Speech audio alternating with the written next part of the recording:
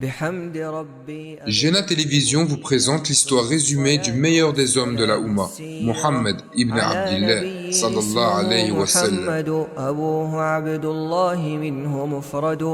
السلام عليكم ورحمة الله وبركاته.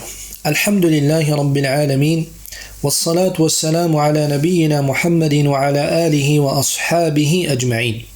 أما بعد. Nous commençons aujourd'hui, Inch'Allah Ta'ala, par l'étude d'une nouvelle poésie. Une poésie concise et utile, dont le sujet est une science parmi les sciences les plus utiles, dont on ne peut point se passer. C'est la science de la biographie prophétique, as-sira. Cette science gravite autour de la vie de la meilleure des créatures, notre prophète Mohammed sallallahu alayhi wa sallam.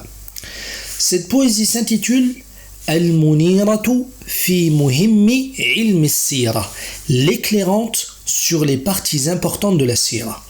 Éclairante, en effet, car cette poésie t'éclairera le chemin dans cette science bénéfique. Celle-ci a pour auteur notre cher bien-aimé, Cheikh Saleh ibn Abdillah ibn Hamadin al-Usaymi, qui est un des plus grands savants musulmans de notre époque.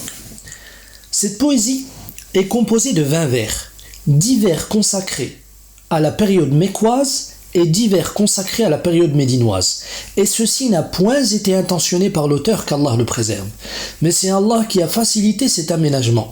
10 vers pour la période mécoise et 10 vers pour la période médinoise. Cette poésie bénéfique doit être spécifiquement enseignée aux enfants, mais aussi aux grands, afin de leur faire connaître la voie prophétique et commencer à étudier la science de la sira. En effet, cette poésie est la première porte d'entrée menant à cette science, la science de la sira, de la biographie de notre bien-aimé Mohammed sallallahu alayhi wa sallam. L'auteur débute en disant Bismillahirrahmanirrahim. بحمد ربي أبدأ المنيرة ثم الصلاة والسلام السيرة. بحمد ربي أبدأ المنيرة ثم الصلاة والسلام السيرة. L'auteur a débuté son poème par la basmala en disant Bismillahirrahmanirrahim, suivant ainsi le Coran dans sa compilation, car le Coran commence par Bismillahirrahmanirrahim, et suivant ainsi le prophète alayhi salatu wassalam. En effet, il débutait ses missives par Bismillahirrahmanirrahim, comme lorsqu'il envoyait sa missive à Héraclus. Comme l'a rapporté l'imam al-Bukhari, cette missive commença par Bismillahirrahmanirrahim. Certains savants ont interdit le fait de mettre la basmala devant des vers de poésie, devant des poésies. Comme nous l'a rapporté l'imam Ibn Abi Shayba, selon Ash-Sha'bi, qui nous dit « Ils se sont réunis, ils se sont mis d'accord, c'est-à-dire les savants, quant au fait de ne point mettre la basmala au début d'une poésie. » Mais certains l'ont autorisé, comme Saïd ibn Jubayr et d'autres. Et ce qui est le plus proche de la vérité, et Allah subhanahu wa ta'ala est plus savant, est que si la poésie traite de choses bénéfiques, une science parmi les sciences bénéfiques, le bon comportement ou autre, eh bien l'interdiction est levée. Et l'interdiction sera alors pour les poèmes qui traitent de choses qui ne sont point bénéfiques. Et tout ceci afin de préserver la sacralité de la basmala. L'auteur nous dit Bihamdi Rabbi Abda'ul Munira. Louange à mon Seigneur par laquelle je débute l'éclairante. Louange à mon Seigneur. Il loue Allah subhanahu wa ta'ala. Qu'est-ce que la louange? La louange consiste à informer des qualités du loué, c'est-à-dire d'Allah subhanahu wa ta'ala, avec amour et vénération.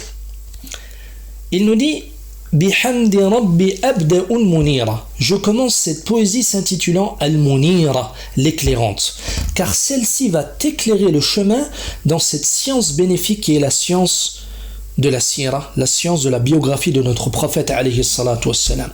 Puis l'auteur dit Puis il a prié et salué sur le prophète sallallahu alayhi wa sallam, et il nous a informé subtilement du sujet qu'il va traiter dans cette poésie en disant as-sira. Qu'est-ce que la sira? La sira, au niveau linguistique, ça signifie at-tariqa, c'est le chemin. Quant à son sens terminologique, c'est طريقة النبي صلى الله عليه وسلم وتفصيل حاله من مولده إلى وفاته عليه الصلاة والسلام. C'est la voie du prophète ainsi que les détails de sa vie, de sa naissance jusqu'à sa mort. Telle est la définition de la science de la sira.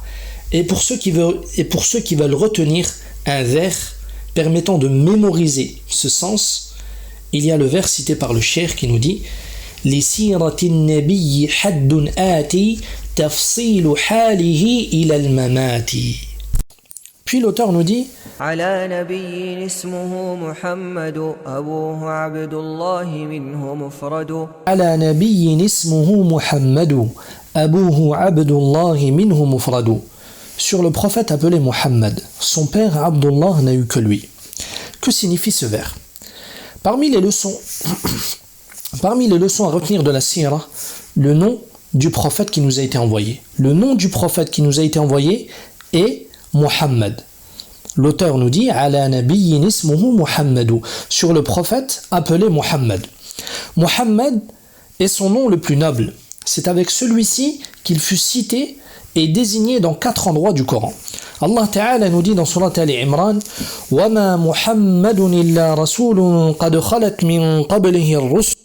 Muhammad n'est qu'un messager. Des messagers avant lui sont passés.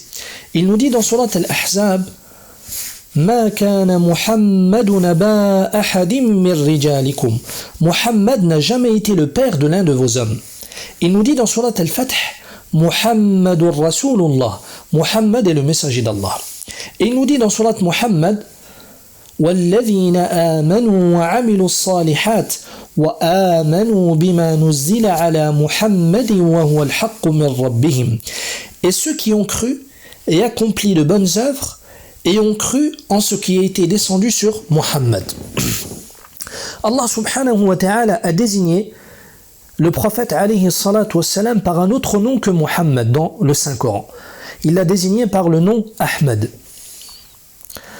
Comme il est cité dans Surat As-Saf, lorsque Isa alayhi salam dit aux enfants d'Israël wa mubashiran bi rasulin ya'ti min ba'di ismuhu Ahmad, et annonciateur d'un messager à venir après moi dont le nom sera Ahmad. Dans le Coran, il n'est pas cité son ascendance, le nom de son père, le nom de son grand-père, etc. Et on ne trouvera pas ceci cité dans le Coran pour 2 raisons. La première, pour couper à la racine le fait de s'enorgueillir des qualités familiales. Son ascendance n'a pas été citée afin que personne ne puisse prétendre qu'il a eu la prophétie grâce à ses ascendants, grâce à la gloire familiale ou à la gloire de ses ascendants. Quant à la deuxième raison, c'est pour mettre la lumière sur l'exclusivité de ce prénom au prophète Muhammad sallallahu alayhi wa sallam. Car lorsqu'on entend Muhammad, ce qui nous vient à l'esprit, c'est le messager d'Allah. Le messager d'Allah, Muhammad alayhi salatu wa salam.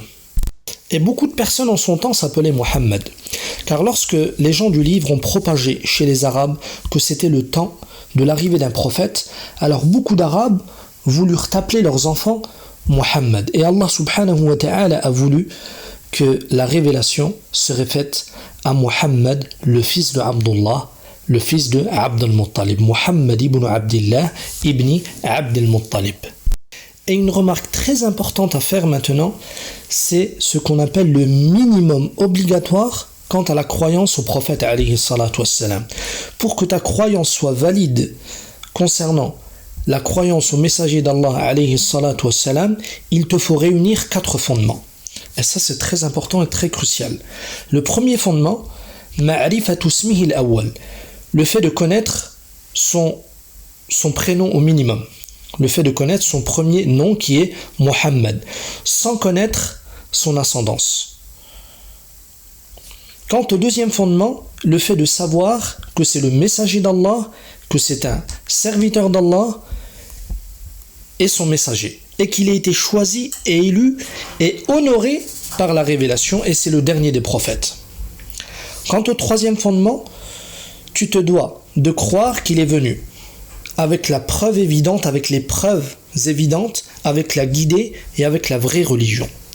Quant au quatrième fondement pour valider ta foi concernant le prophète alayhi salatu wassalam, tu te dois de croire que ce qui prouve sa véracité et ce qui prouve son message, c'est le livre d'Allah subhanahu wa ta'ala. Donc à nous d'avoir à l'esprit ces 4 fondements, de les apprendre et d'y croire fermement. Puis l'auteur termine en disant Abuhu Abdullah minhu mufradu. Son père est Abdullah, il n'a eu que lui. Donc le nom de son père c'est Abdullah. Le prophète alayhi salatu wassalam était fils unique. Abdullah n'a pas eu d'autres enfants si ce n'est Muhammad alayhi salatu wassalam. Puis l'auteur nous dit وجده شيبة عبد المطلب من نسل عدنان وأصله العرب وجده شيبة عبد المطلب من نسل عدنان وأصله العرب. Et son grand-père, Shaybatu Abd al-Muttalib, de la descendance de Adnan et son origine est arabe. Donc l'auteur ici nous indique le nom du grand-père du prophète sallallahu alayhi wa sallam, en nous disant وَجَدُّهُ شَيْبَةُ عَبْدِ الْمُطَّلِبِ, et son grand-père est Shaybatu Abd al-Muttalib. Donc le nom du grand-père du prophète sallallahu alayhi wa sallam est Shayba. Et il était surnommé Abd al-Muttalib, le serviteur de Al-Muttalib. Pourquoi était-il surnommé ainsi? Car très jeune, il est parti avec sa mère chez ses oncles à Yathrib, à Médine, afin d'être éduqué à Médine. Et lorsqu'il grandit, lorsqu'il eut atteint l'âge de la puberté, son oncle paternel Al-Muttalib est venu le chercher afin de le ramener dans sa tribu natale qui est la tribu des Quraysh. Et lorsqu'il est arrivé à la Mecque et que les Quraysh ont vu Al-Muttalib avec un enfant, ils crurent que Al-Muttalib l'avait acheté comme esclave. Et à ce moment-là, ils appelaient le jeune qui est Shayba, le grand-père du prophète sallallahu alayhi wa sallam, il l'appelait ainsi, il lui dit Ya Abd al-Muttalib, oh le serviteur de Al-Muttalib. Et le prophète sallallahu alayhi wa sallam aimait s'affilier à son grand-père Abd al-Muttalib. Il est rapporté dans Sahih al-Bukhari, concernant la bataille de Hunayn, que le prophète sallallahu alayhi wa sallam disait Ana an-nabiyyu la kadhib, ana Abd al-Muttalib. Je suis le prophète sans mensonge, je suis le serviteur d'Al-Muttalib. C'est-à-dire mon grand-père est Abd al-Muttalib. Puis l'auteur nous cite l'ascendance du prophète alayhi salatu wassalam en nous disant Min nasli Adnan wa asluhu al-Arab, de la descendance de Adnan. L'arbre généalogique du prophète sallallahu alayhi wa sallam remonte jusqu'à Adnan. Adnan est un des grands-pères éloignés du prophète sallallahu alayhi wa sallam, et Adnan fait partie de la descendance de Ismaïl alayhi salam. Et tous les rapporteurs de la Sira sont tous d'accord quant à l'authenticité de sa filiation jusqu'à Adnan, comme l'a cité Al-Hafiz ibn Kathir ainsi que Ibn Hajar. Puis l'auteur nous dit وأمه بنت لوهب آمنة أجداده بين قريش كائنة وأمه بنت لوهب آمنة أجداده بين قريش كائنة. Et sa mère, la fille de Wahb, Amina. Et ses grands-pères ou ses ascendants sont tous de la tribu de Quraysh. Ici l'auteur nous indique le nom de la mère de notre prophète sallallahu alayhi wa sallam en nous disant Wa ummuhu bintun li Wahbin Amina. Donc le nom de la mère du prophète sallallahu alayhi wa sallam est Amina bint Wahb. Amina, la fille de Wahb. Puis il nous informe que tous les grands-pères, tous les ascendants du prophète sallallahu alayhi wa sallam remontent jusqu'à la tribu de Quraysh. Donc que ce soit du côté de sa mère ou de son père, ses ascendants sont communs. Ils remontent tous à la tribu de Quraysh, qui est la tribu la plus noble des Arabes. Puis l'auteur nous dit مولده في البلد الأمين عام قدوم الفيل للتبيين مولده في البلد الأمين عام قدوم الفيل للتبيين. Sa naissance dans la cité sûre, l'année de l'arrivée de l'éléphant pour retenir. Que signifie ce vers? L'auteur nous apprend que le prophète sallallahu alayhi wa sallam est né dans la cité sûre. Et la cité sûre, c'est Mecca. Mecca a été appelée la cité sûre car dans celle-ci, toutes les créatures sont en paix les unes avec les autres. Subhanahu wa ta'ala cite dans Al-Qur'an plusieurs fois Mecca en nous disant وَمَنْ دَخَلَهُ كَانَ آمِنًا. Et celui qui entre sera. Il nous dit Subhanahu wa ta'ala وَهَذَا الْبَلَدْ الْأَمِينَ. Et par cette cité. Puis l'auteur nous précise l'année. Il nous dit عَامَ قُدُومِ الْفِيلِ لِلتَّبْيِينِ. L'année de l'éléphant afin de retenir. L'année de l'éléphant afin de retenir. Que signifie ce vers? Le prophète sallallahu alayhi wa sallam, comme vu précédemment, est né à la Mecque, et ici l'auteur nous précise qu'il est né l'année de l'éléphant. Il est né l'année de l'éléphant. Il faut savoir que les Arabes comptaient et marquaient leurs années selon les événements. Quand il y avait un événement, alors ils retenaient cette année-là par l'événement marquant de cette année. Et l'année de la naissance du prophète sallallahu alayhi wa sallam, il y a eu l'événement de Al-Fil, de l'éléphant. Et cette année fut appelée ainsi, l'année de l'éléphant. Et l'année de l'éléphant est une année marquante et connue de tous les Arabes. Car c'est l'année où Abraha al-Habashi est venu détruire la Mecque avec son éléphant. Et Allah subhanahu wa ta'ala l'a avili et détruit, comme il l'a cité subhanahu wa ta'ala dans surat Al-Fil, l'éléphant. Puis l'auteur nous dit في يوم الاثنين ربيع الأول في ثاني عشره حسابا عولي في يوم الاثنين ربيع الأول في ثاني عشره حسابا عولي. Le lundi du mois de Rabi' al-Awwal. Donc le prophète sallallahu alayhi wa sallam est né un lundi. Donc l'année de l'éléphant est un lundi. Comme il est rapporté par l'imam Muslim, lorsque le prophète sallallahu alayhi wa sallam fut questionné sur le jeûne du lundi. Il dit « ذَاكَ يَوْمٌ وُلِدْتُ فِيهِ » C'est un jour ou c'est le jour durant lequel je suis né. Donc le prophète sallallahu alayhi wa sallam est né un lundi. Et il est né le 12 de Rabi' al-Awwal. Le 12 de Rabi' al-Awwal, le lundi 12 Rabi' al-Awwal, comme ceci nous a été rapporté par l'imam Ibn Abi Shayba, selon Jabir ibn Abdillah, ainsi que Abdillah ibn Abbas, radiyallahu ta'ala anhuma. Ils ont dit, le prophète sallallahu alayhi wa sallam est né le lundi 12 Rabi' al-Awwal. Le lundi 12 Rabi' premier. Et c'est une information qui est authentique. Et personne, aucun compagnon ne les a contredits dans cela. Aucun compagnon ne les a contredits dans cela, et c'est l'avis de la majorité. Merci à tous d'avoir suivi cet épisode. Rendez-vous la semaine prochaine pour connaître la suite de son histoire. Pour ne pas manquer nos vidéos, merci de vous abonner et d'activer la cloche des notifications.